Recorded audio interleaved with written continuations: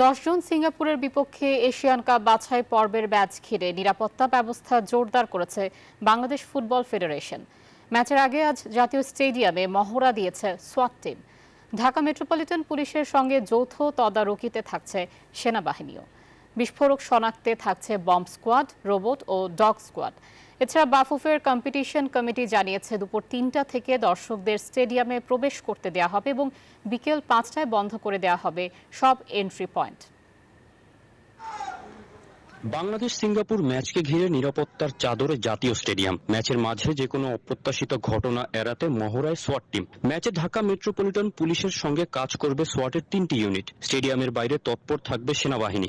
আজকে প্রথমে তো আমরা যেটা দেখলাম যে বাইরের থেকে কিছু সন্ত্রাসী এসেছে, এরকম একটা সিচুয়েশন ক্রিয়েট করা হলো। তাদেরকে প্রথমে আমরা নিষ্ক্রিয় করা হয়েছে, তারপর তাদের বোম ডিসপোজাল ইউনিটের মাধ্যমে তাদের যে আইডি ছিল সেই আইডিটা নিষ্ক্রিয় করা হলো। বান্ডেল থাকলে প্রতি সেনমানিতে টাকা বাঁচবে। বিকাশ সেনমানি বান্ডেল কিনে জিতুন প্রতি লেনদেনে। এবং K9 ইউনিট দিয়ে পুরো এলাকাটা সুইপিং করা হয়েছে। মোটামুটি এটুকুই ছিল।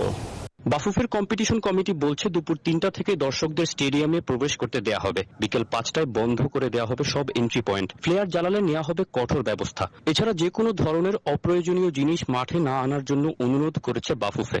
এএফসি গেমে কিন্তু রেগুলেশনই আছে, যদি কেউ পিচ ইনভেশন করে জেলে যেতে হবে। আমরা রিকোয়েস্ট করব কোনো দর্শককে যেন পিচের ভিতরে ইনভেশন না করে, 1 নম্বর। 2 নম্বর হলো এখানে কিন্তু ফ্লেয়ার্স এবং স্মোক বম্ব নট অ্যালাউড। যে কোনো ধরনের বিস্ফোরক প্রতিহত করতে মাঠে উপস্থিত থাকবে বিশেষ বম্ব স্কোয়াড ও রোবট। বিশেষ ট্রেনিং প্রাপ্ত ডগ স্কোয়াডও থাকছে নিরাপত্তা বাহিনীর সঙ্গে। তৌসিফুল হাসান, নিউজ 24, ঢাকা।